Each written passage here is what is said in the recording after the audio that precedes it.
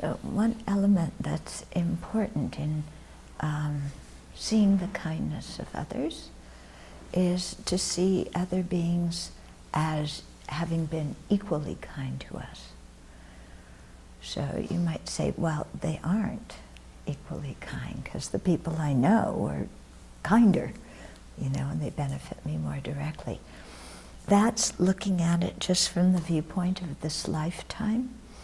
If we look at it from a very large viewpoint, then of many, many lifetimes, we see that everybody's been our parents, everybody's been our teachers, that beings have been kind to us in many, many, many different ways throughout infinite lifetimes, and that we can't pinpoint one person who's been kinder than the other. Okay? So here we have to stretch our mind a little bit, yeah, because usually our mind thinks, you know, who's been kinder to me and who do I know? And that's, again, limiting ourselves to this particular lifetime, yeah? Whereas when we have a big view, then we can see, oh, there's many lifetimes.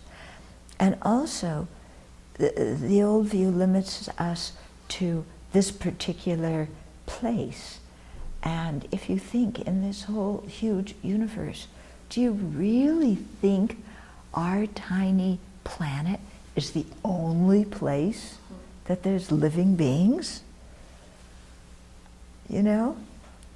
I mean, we are some tiny speck of dust in the entire universe. There's got to be other living beings.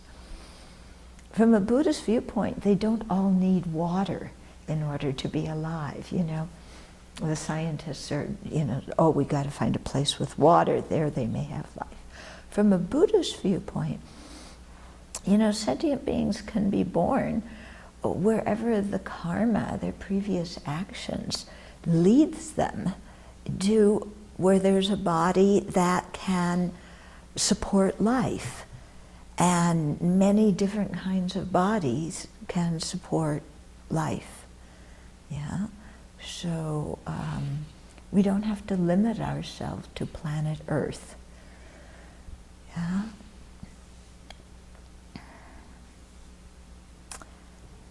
Yeah, and we don't have to limit the kindness that they've offered us to just this life either, you know, what they've done to help us. So when we think of the kindness of others, okay, we've talked a little bit about the kindness yesterday of parents and teachers, and then also of strangers. It's important to think too of the kindness of enemies. You're going to go, what in the world is she talking about? Which, by the way, the Russia, US, different countries, and Iran have reached an agreement on nuclear proliferation, you know, in Iran to hold it back. Of course, getting it through our dear Congress that can only say no is going to be a challenge, but I think that's fantastic, you know. Anyway, you know, we may say, oh, but Iran's an enemy, you know, this is not good. But, you know, just actually a few decades ago, Germany was our enemy, Russia was our enemy, Japan was our enemy, and now, you know, Russia is still a little iffy, but definitely Germany and Japan, best friends. Yeah? So this whole categorization of friend, enemy, and stranger, who helps me, who harms me, who's neutral, is very, it's not fixed, it's very transitory, yeah? And we see this in international policies. Countries will go from friend to enemy very quickly. In personal relationships, people will go from friend to enemy to neutral, you know, very quickly. So it's very helpful for us to get out of this very restrictive mentality of categorizing people as friends, enemies, and neutral people, being attached to the friends, angry and hating the enemies, and apathetic towards everybody else. Yeah, because everybody changes categories so quickly that it doesn't make sense to make the categories rigid and then to tell ourselves we're always going to feel a certain thing about somebody. Yeah. Which we often do about enemies. Yeah. You hurt my feelings, I am never going to speak to you again. Yeah. And we don't. Yeah. Other promises in our lives are, we renegotiate when we feel like it. But I'm never going to speak to you again. Never. Yeah. Over one incident. Yeah. One incident, then completely, I'm signing you out of my reality. A little bit overdoing it, don't you think? Especially since all you need to do is change the situation again, and the people who were your enemies become your friends. Yeah, this is very, you know, when you travel in Asia as a Westerner, the Westerners really stick together, you know. Even though we're from different countries and different cultures, when we travel, we tend to stick together because at least we can talk the same language, and we're all kind of trying to figure out how you make things, how you do things in India, okay?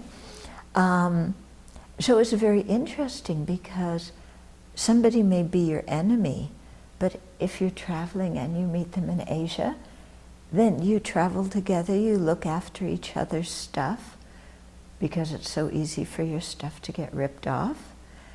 And here's that person who was an enemy who becomes a friend. Yeah? You may think in your own life of people who were enemies who became friends, and people who were friends who became enemies, and people who were friends or enemies who became strangers. You know, like if you think of your best friend in first grade, yeah, how many people know their best friend from first grade? Not many people. Yeah. So that person who was definitely in the friend category now is in the stranger category. We've lost touch with them. Yeah. Or somebody who we hated in first grade, yeah, now we're best friends with. Or maybe we lost touch with them and they're in the stranger category. Meanwhile, people who were in the stranger category when we were in first grade, some of them have become very good friends, and some of them we can't stand. Yeah? So these categories are like not fixed, and therefore, you know, telling ourselves I'm going to have fixed emotions about people doesn't make very much sense. Yeah? Like, I'm always going to hate you forever. Or even, you're always going to be my best friend. You know, people make that kind of promise without realizing that people grow and change, and you can't necessarily predict that. Yeah? That you can predict it if everybody's willing to work hard. But the thing is, not everybody's willing to work hard. Yeah, to really get along with other people, you have to work hard, you know. You have to work hard at communicating with people. And it's very valuable when you put the time and energy into doing that. But I see many people now, they don't want to work hard. When there's difficulties, you know, then they're out of there. You know, the smallest thing, bye, I'm going somewhere else. Yeah. With no ability to really stay and work out the problems. Okay, so yeah, say I'm going to love you forever, when we look at ourselves and we're not willing to stay and work out problems, a little bit unrealistic, a little bit deceptive. Yeah, to ourselves and to the other person.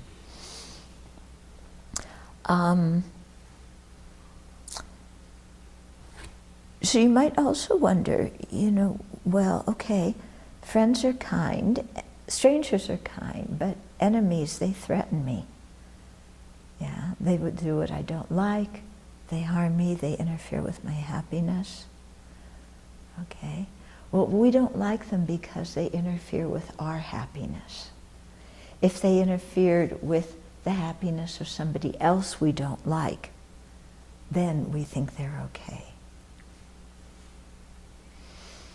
Yeah, and if that same enemy turns around and helps us, agrees with us about something, then they become a friend. Like, what is it I just read? What was the policy? Something,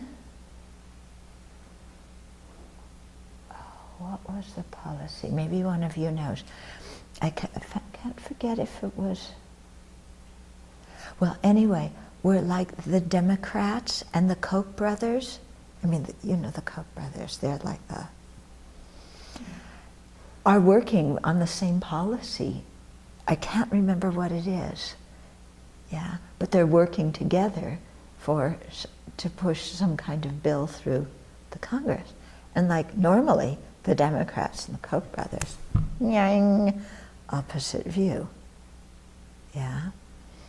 But it's quite interesting how these things, enemies in another situation can become friends. Yeah. But we always judge friend, enemy, and stranger based on how they treat me, not how they are to the world in general, but how they are to me in particular. Yeah. Because everything's based on me. If they're nice to me, they've got to be a nice person. If they're nice to my enemy, showing those same qualities of being nice, but if they're nice to one of my enemies, then they've got to be a lousy person. Yeah. If they're mean to me, they're a horrible person. If they're mean to somebody who threatens me, then they're a good person. Yeah, it's so totally subjective, based on me. Yeah, the defining characteristic of friend, enemy, and stranger is how they relate to me. We think we're seeing them as objective people, and we think we're forming opinions objectively, but it's totally subjective, based on me. Yeah, and then we have this rigid attachment, rigid aversion, rigid apathy. Yeah, and then that gets us into a whole lot of problems. Yeah, yesterday we were talking a little bit about people holding grudges. Yeah, my family is like, oh my goodness, so much grudge holding. It's just unbelievable. And so much suffering because of it. So much suffering, It's like, it's as if people delight in the suffering because they keep holding on to the causes of their suffering. Yeah. And whenever we carry a grudge, whenever we carry resentment towards somebody, we're holding on to our own suffering. Okay, so we have to work hard to release some of that resentment. Yeah, and it's not like the other person's going to necessarily come and apologize to us. Yeah, they may not, but we can't make our releasing our resentment conditional on their apologizing. Because if we do, then we're giving up our power. We're saying, I can't do anything because it depends on you apologizing for me, for all the horrible things you did to me and how much you made me suffer. Yeah. And then we just sit there stewing in our anger, waiting for them to apologize. Yeah, and say, I'm never going to be happy. I can't release my anger until you acknowledge that you made me angry. Yeah, they didn't make us angry. We have anger inside of ourselves. We got angry all by ourselves. Yeah? And we're making ourselves suffer by holding on to that kind of grudge and resentment.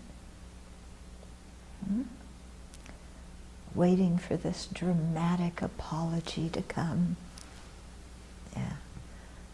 I love describing the perfect apology, you know. You may have your own versions of it, yeah, but I think, you know, wouldn't it be nice that person just comes in like this, kind of, you know, on their hands and knees into the room, looking down, beating their breasts, saying, I hurt you so much. Please forgive me. I hurt you so much. I did this and this and this, and you experienced so much pain, and I feel so awful about it. And that they should do that for maybe half an hour, you know? So I can really see that they're sincere in how much they regret it. And then I can just sit back and go, well, I'm glad you finally recognized it. How much I've been suffering all these years because you did all those horrible things.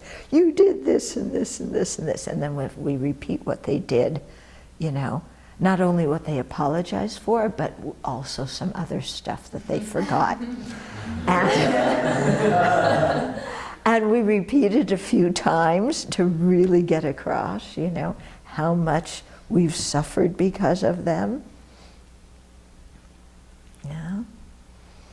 And then we can sit there. Well, I'll think about forgiving you. Yeah. Sitting in our arrogance about the whole thing. Yeah? I mean, you can see how ridiculous our mind is sometimes, isn't it? You know, and I'm going to hate somebody until they apologize for that.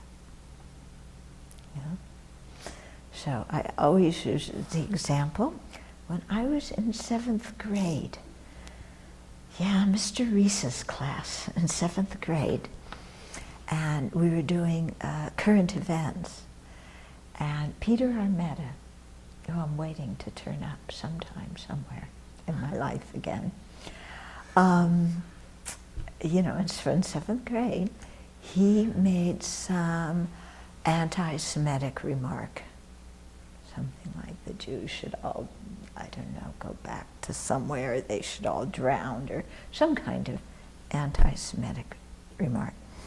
So, having been told that I should be hurt and offended and angry when somebody is like that, you know, then I got hurt and offended and angry because that's what I was taught I was supposed to feel. So I ran out of the room, into the girls' bathroom, sobbing, sobbed the whole day, refused to go back into the class, and said, I will never speak to Peter Armetta again as long as I live. Because that's what I was taught you were supposed to do when somebody discriminated against your group. You're supposed to hate them and never speak to them again. So it was interesting because Peter and I were in all the same classes in junior high and in high school, and even we went to the same college too. I never even looked at him, you know? Yeah, because this is how you're supposed to hate people, you know? And I mean, of course, now I look at it and it's just totally ridiculous. Yeah, totally ridiculous. But then I think, you know, this is how many people live their lives. Yeah, many people live their lives. Yeah, it's so sad, so sad. And you look and people teach their children how to hold grudges and how to hate.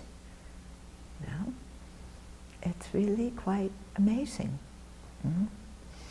So in our Dharma practice, we have to have a very strong determination not to succumb to this kind of thing. Yeah, whether we've learned it from society in general or from our parents or even our friends might say, look what that person did to you. They're awful. Don't speak to them as long as you live. Yeah. So you have to think about that. There may be times, when you need some space for another person. When you break up a relationship, sometimes you need space just to be away. Yeah. But to have the mind that says, I will hate that person forever, that doesn't make much sense, does it? Yeah. I've ever since I was young, I found it quite interesting. People would be madly in love one year and then not speak to each other the next year. Yeah? You've seen that too, haven't you? And I wondered, what does it mean to love somebody if the next year you don't speak to them? Or they're the mother or father of your child, the person you love so much, and now all you can do is hate them. I think, something's so sad when people's mind gets stuck like that. And I think that's why many people, as they grow older, you could feel how heavy their minds are, how heavy and inflexible their minds have become because of this, just holding on. Yeah. So in Buddhism, one way to see that these categories are changing and to see that these categories of friend, enemy, and stranger and the corresponding emotions we feel about them, to see that these are completely subjective based on how they treat us. So not objective at all, not reliable at all. Yeah. That we have to learn to look at people's good qualities and also acknowledge their bad qualities. But apart from how all of this is affecting us. Yeah. Because it's very interesting when you meet somebody who you think is fantastic, then all of a sudden they have no bad qualities.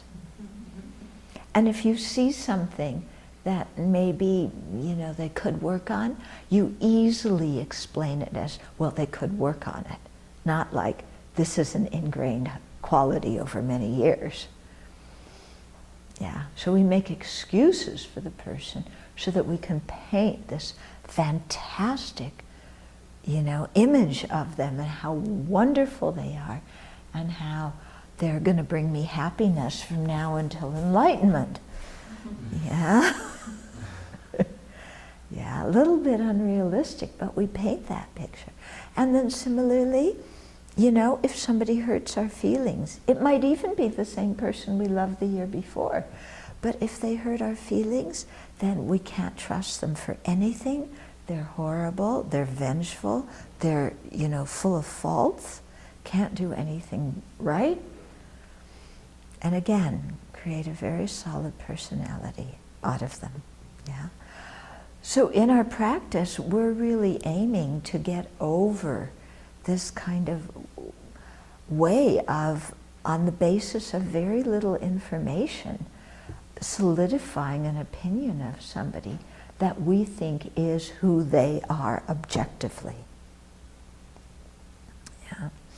I saw this one time when I was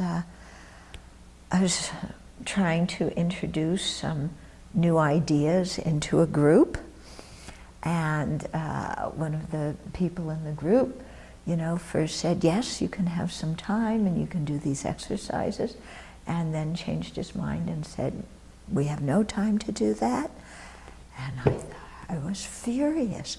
I prepared these exercises. We had this whole thing planned. You're totally unreliable. This is all going on in my mind because I'm much too sweet to say it outside. But inside, okay. You see, because women are not allowed to say this outside. Yeah, we're supposed to smile. You know, and but inside, you know. And is it true? Yeah, I mean, it's part of the acculturation of women. And if you dare, forget about being angry. If you're even assertive, yeah, they call you names. So, but I mean, that's at some point. You know, being assertive, there's no problem in that. Just go ahead and do it. If they call you names, forget it. If when we're angry, I think it's good to kind of process it and calm down a little bit first. Yeah. Yeah. But, you know, I realized, boy, I was creating this whole picture of this person based on 5 minutes of his life. Yeah. He was 40-something years old at the time. But based on 5 minutes, I knew he was awful and hypocritical and, you know, untrustworthy and mean and, yeah, based on 5 minutes. And I realized this, you know, as I was watching my whole mind, you know, create this image of this monster. I realized, boy, this is, you know, this has nothing to do with him. Yeah? Nothing to do with him. It's all my, you know? And it's not really very fair to put all this on him. You know? He just said, there's no time to do it. Yeah? Even though I thought it was the most important thing to do in the world at that time. So maybe some exaggeration on my part. Yeah. Okay. Then, you know, then there's also the people who really do hurt us, or I should say, who we are very hurt by their activities. It's not necessarily that they hurt us, but we respond to their actions by feeling hurt. Yeah? And these people, sometimes people hurt us, people threaten us. You know, we might be afraid of certain people. Yeah? Feeling unsafe around them, either physically or even emotionally, like they could manipulate us. You know, or people who we have trusted and then have broken that trust. Yeah, people we trusted very, very much and then they totally act in the opposite way. Yeah, so people, you know, that we really say, oh, they are really enemies. Yeah, they beat me up, or they lied to me about something I really trusted them on, or whatever it is. Yeah, and therefore my anger is valid. Yeah, my anger is reasonable. Anybody should feel angry if treated this way. And also all my friends agree with me. Yeah, which of course is why they're my friends. Because if they presented the other person's viewpoint, they wouldn't be my friends anymore. Okay, but they're my friends, so they agree with my anger and reinforce my anger. And then you come here and hear me talk about the kindness of the enemy.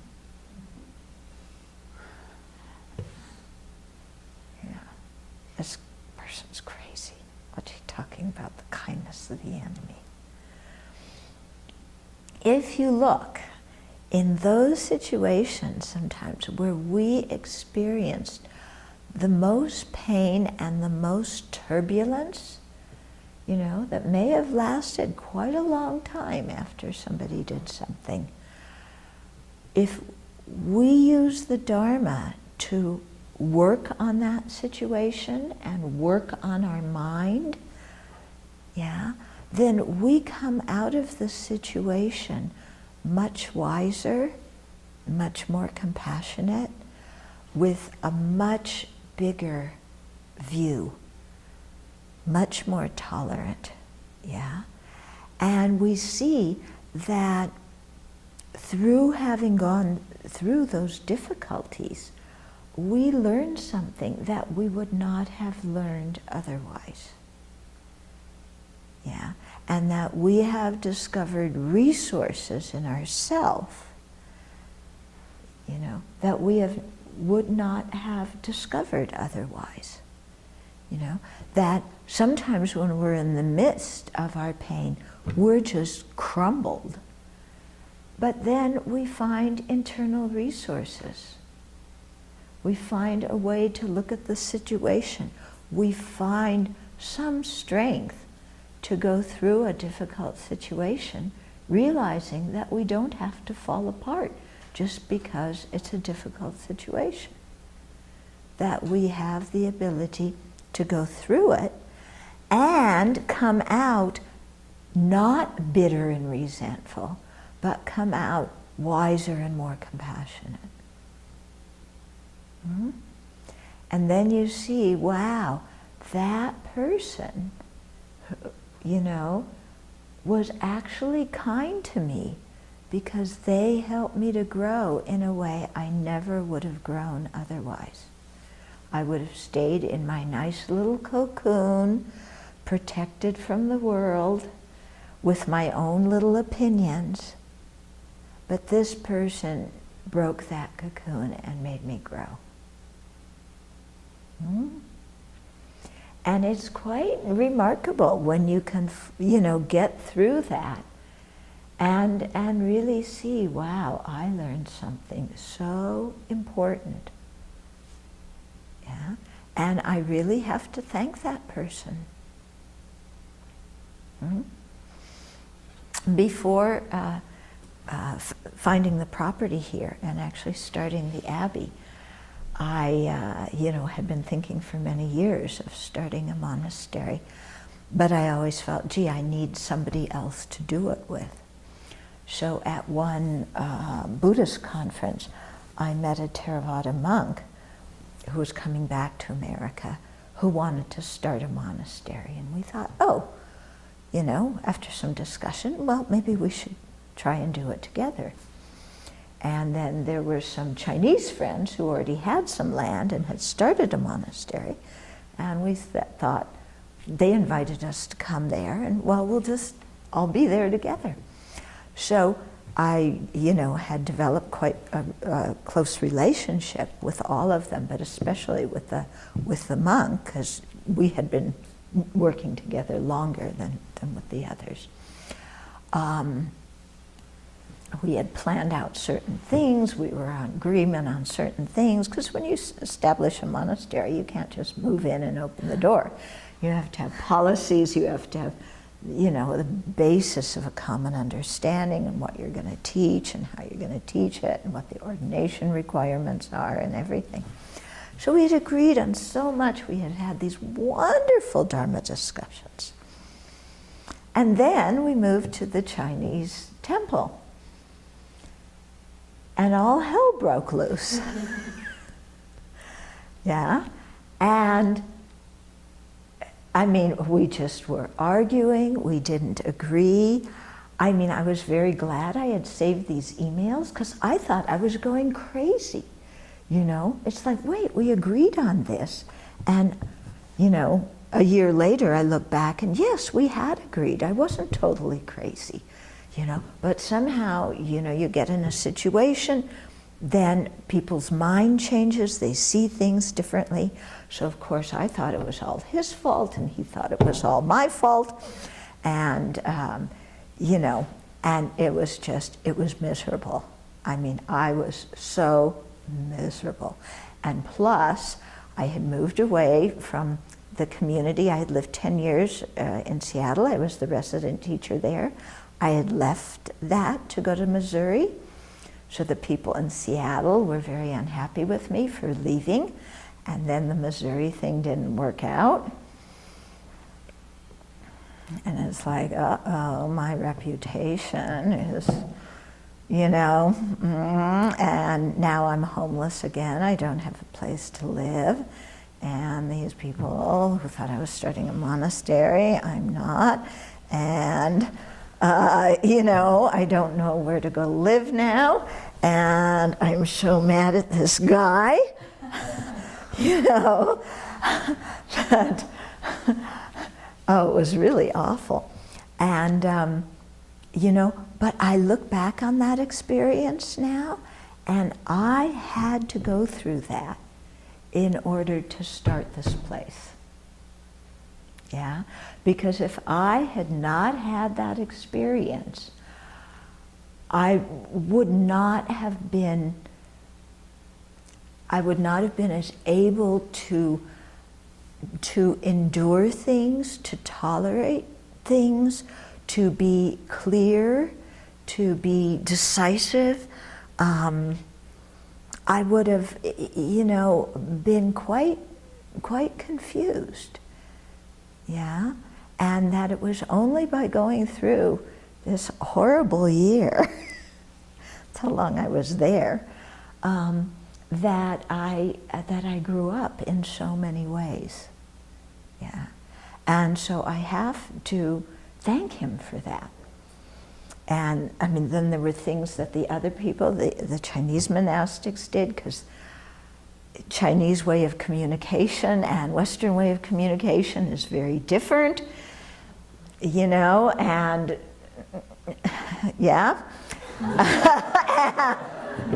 Oh, it was craziness. It was crazy. You know, you ask a question and you get this answer, and then a week later you ask the same question and you get another answer. You know? Anyway, so it was, but I look back on it now and it's like, I'm glad I went through that. And it was important for me to go through that. Yeah? And I really have to look back and say thank you to those people. And in my heart, I don't harbor any animosity towards them. Yeah? Not at all.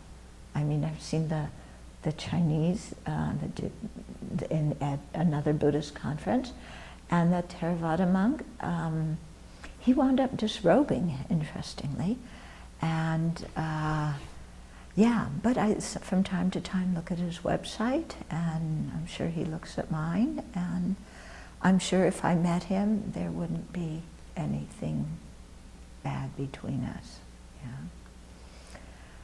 Yeah. But boy, it was hard. Yeah. But okay. So do you get what I'm getting at? Yeah. I mean, I gave quite a personal example, but you know, sometimes it's really, you know, those challenging situations that make you grow. You know, but you have to stay in there and grow. Yeah, and you have to find a way to forgive and find a way to see it much more realistically, and to see, like I had to look at my own role in that. Yeah, and that, you know, because there had been some red flags early on, some quite brilliant red flags. Yeah, I can see now, but at the time, I so much wanted to start a monastery, and I didn't have anybody else to do it with, that I just whitewashed those red flags, you know, and thought, oh, they'll go away, oh, they're nothing, you know, we have such good communication, we'll work it out. You know, they were brilliant red flags. Yeah. So, you know, it was my stupidagio too. I have to own that. Yeah? And my stupidagio for expecting other people to be consistent. You know? When you really think about it, I mean, sentient beings are sentient beings. Are they ever going to be consistent? Yeah. Is any sentient being going to be consistent? No. Why do I expect them to be consistent? Because I'm stupid. Yeah?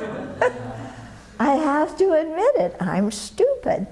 If I were smarter, I would realize that sentient beings have aspirations through a very, very good heart.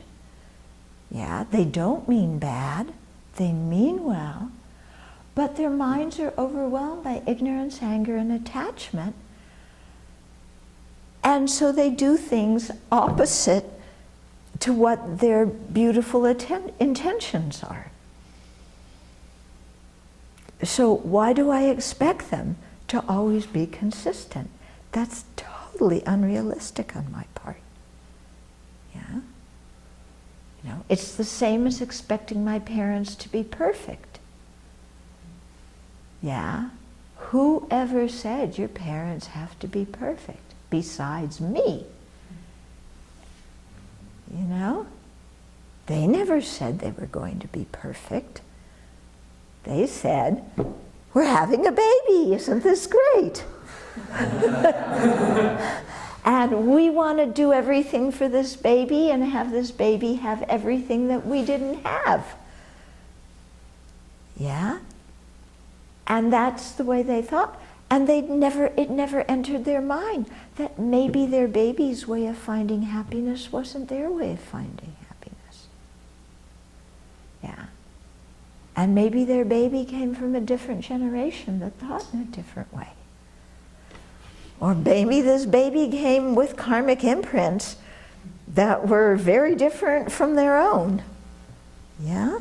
So they had never thought that. And of course, you know, I never, you know, ran an interview process for having parents, you know, just pushed by the force of karma. So why do I expect my parents to be perfect? And anyway, what does perfect mean? Aside from somebody does everything I want them to do when I want them to do it. Isn't that a little bit selfish? The definition of perfect is you do everything I want you to do when I want you to do it. That makes you perfect. That's a rather stupid definition of perfect. But that's the definition of perfect I had. Yeah. So I began to see, wow, some of my problems with other people come because of the way I'm thinking and my false expectations. Yeah, it's not because they're horrible people. You know, they made mistakes. They're sentient beings who have ignorance, anger, and attachment. What else is new? Yeah. So, you know, instead of, you know, so I could have gone through many, many experiences coming out with a lot of resentment and anger. Yeah. But who wants to, you know, age just stockpiling more resentment and anger? And more dislike, and more prejudice, and more blame for other people, and more feeling of being a victim. Yeah? So this, I think, is really one of the blessings of the Buddha's teachings, is that it shows us that, you know, how we think we're relating to an objective reality, but our mind is creating a lot of that reality. Mm-hmm. Maybe our mind is creating almost all of that reality in one way or another. Yeah. So, you know, so given that, you know, it's not an objective reality out there, that means that we can change how we relate to it. Yeah. That we don't have to be stuck. We don't have to think our opinions are reality. It's kind of liberating, you know?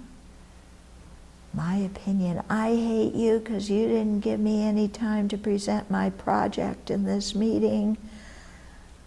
Based on 5 minutes of your life, I can't stand you. even though I'm going to have to work with you in the future. Yeah. But, gee, maybe I don't have to hang on to my opinions. Yeah. Liberation from opinions. Yeah. So that doesn't mean you don't have opinions. It just means that you don't have to cling on to the opinions. I mean, when you're working together with a group and you have to make a decision on how to do something, you have to have an opinion. You can't just sit there in the group and go, duh. You know, that doesn't help the group at all. You know, and think that, you know, oh, well, I'm not going to be biased, so duh. You know, I went to this meeting last night, I told you, you know, the Youth Emergency Services meeting. I didn't sit there like, duh, whatever you do, it's fine. You want to do this, you want to do that, it's all okay. You know, that's not going to benefit anybody. I have to use my wisdom and draw some conclusions, but also realize that I'm not omniscient. Yeah? And that this is just my personal opinion. And I have to listen to other people's opinions. And I have to also be open to hearing other information that may contradict my opinion. And then I can modify my opinion. And that's okay. And if somebody doesn't like my opinion, it doesn't mean that they don't like me. That's the big one. Because usually, oh, you don't like my opinion? You don't respect my opinion? Then you don't respect me. But that's kind of ridiculous, isn't it? Yeah, I can't stand Tibetan tea. Most of my teachers love Tibetan tea. Yeah. Does that mean that I have to not like them because they're eating this horrible, drinking this horrible Tibetan tea that's bad for you? And does that mean that they don't like me because I don't drink this wonderful Tibetan tea that fills you up when you're hungry? Yeah? It's like, you know, just loosen up on our opinions sometimes.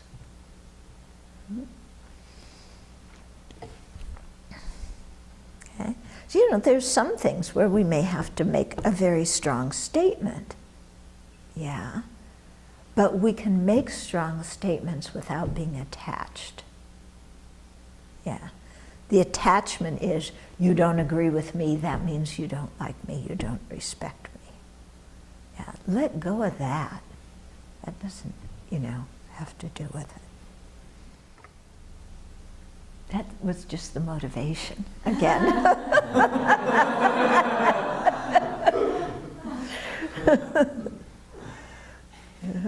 Yeah. I have an experience regarding hanging on to opinions.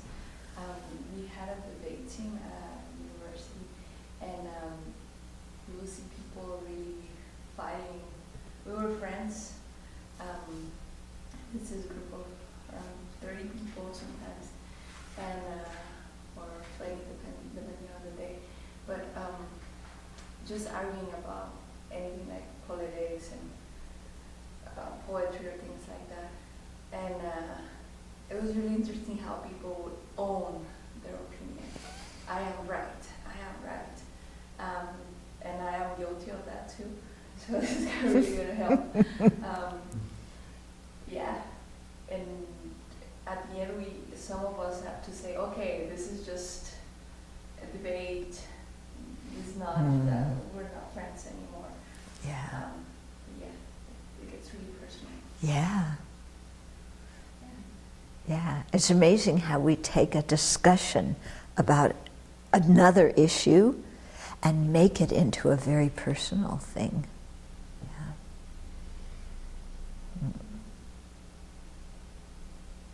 You look like you have a story to tell.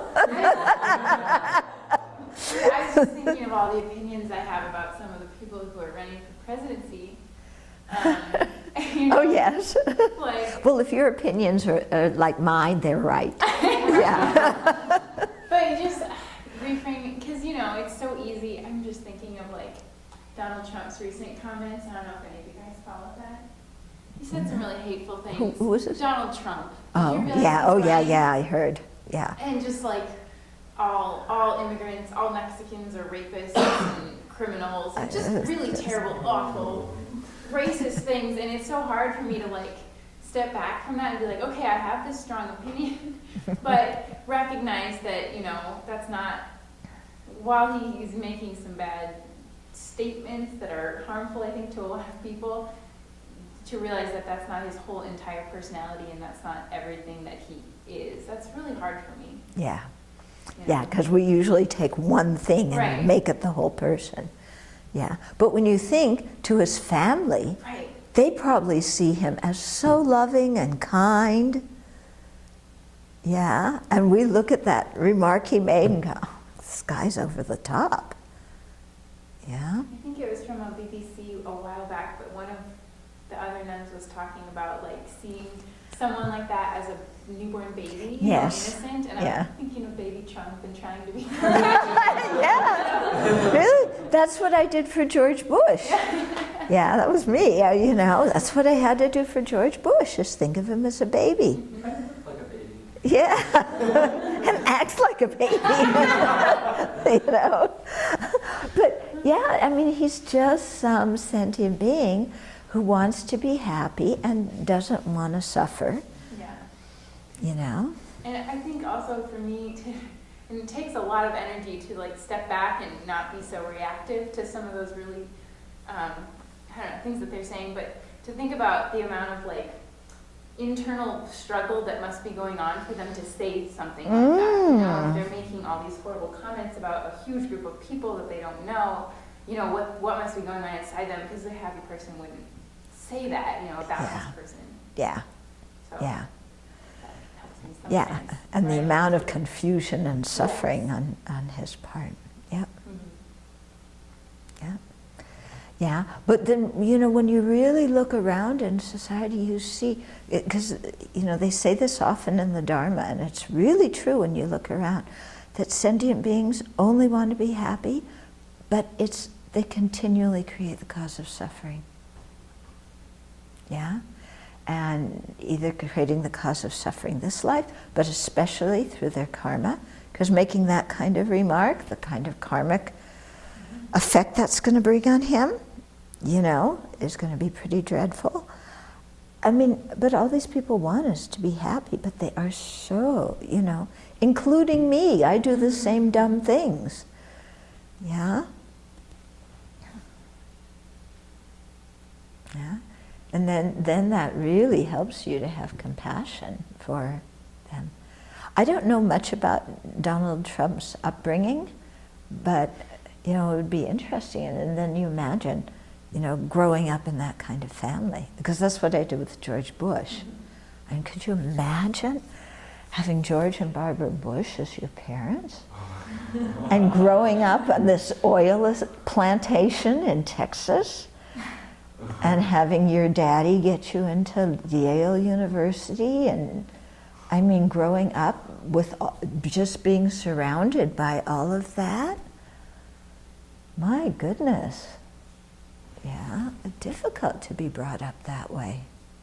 Yeah. They may have been born into like a lot of wealth, but it's not exactly a fortunate birth. I think if you like reframe it that way. Yeah. Yeah, that wealth gives you some, you know, gives you a lot of wealth. But he didn't grow up in an environment where you could really see the diversity of sentient beings and the diversity of experience and how people have feelings. He wasn't brought up that, gee, people have feelings. Yeah. So it would be interesting. Do you know anything about Donald Trump's background? Yeah, but to think, boy, you know, if I were brought up in that kind of thing, I might have thought like that too.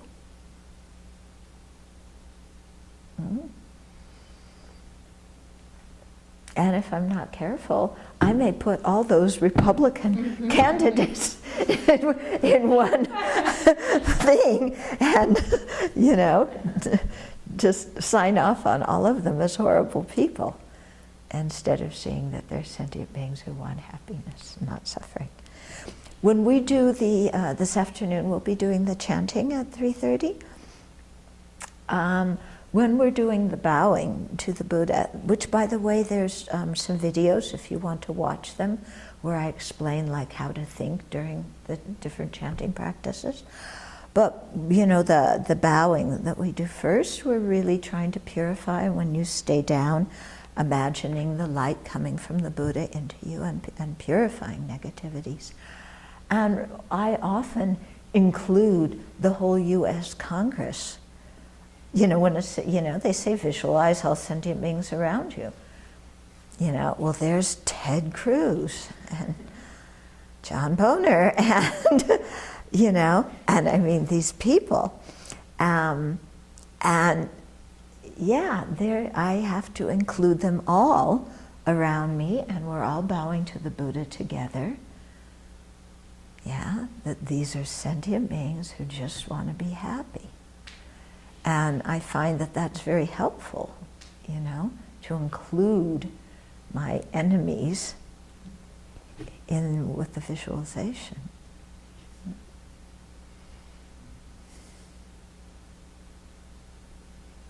And then when His Holiness, I think it was earlier this year, maybe late last year, His Holiness addressed the Senate, and I thought, wow, Ted Cruz heard His Holiness. This is like so exciting. You know, I mean, that one little karmic connection, maybe in a future life, will ripen as something quite beautiful. Yeah, election years are good years to practice the Dharma in. Yeah.